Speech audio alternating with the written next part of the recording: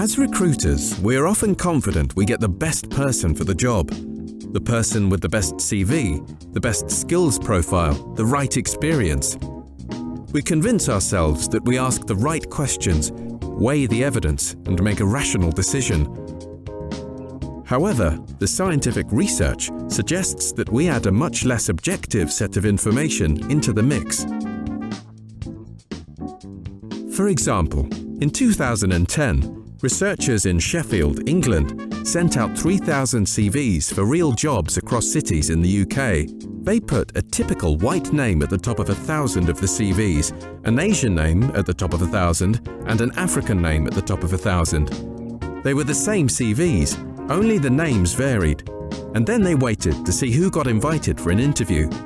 They found that if you had a white name, you typically waited 9 applications before you got an interview. If you had an Asian or African name, you waited 16 applications on the same CV.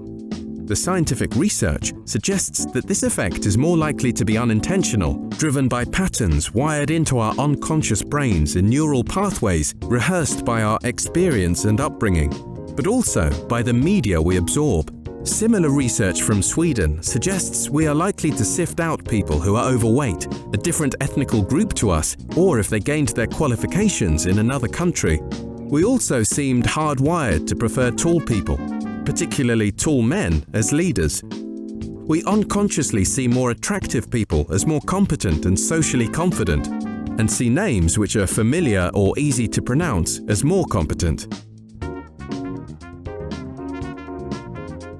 We seem to prefer to be with people who are like us, that look like us, sound like us, share our social background, interests, or education.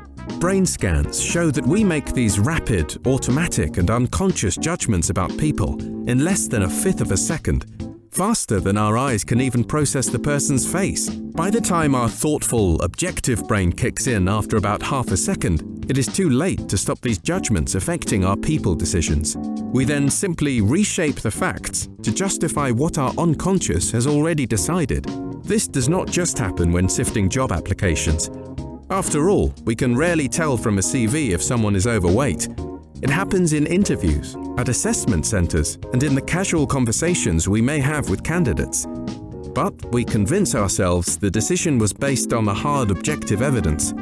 In one research study where male and female names were put on the same CV, not only was the male CV rated as more competent, employable, and likely to respond well to training, but assessors offered a 15% higher starting salary based on the same CV.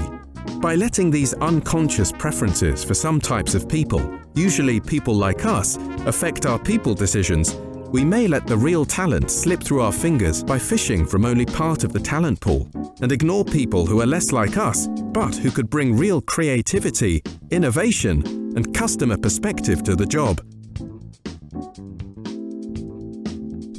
You can contact Dr. Pete by email, phone, and even by Twitter.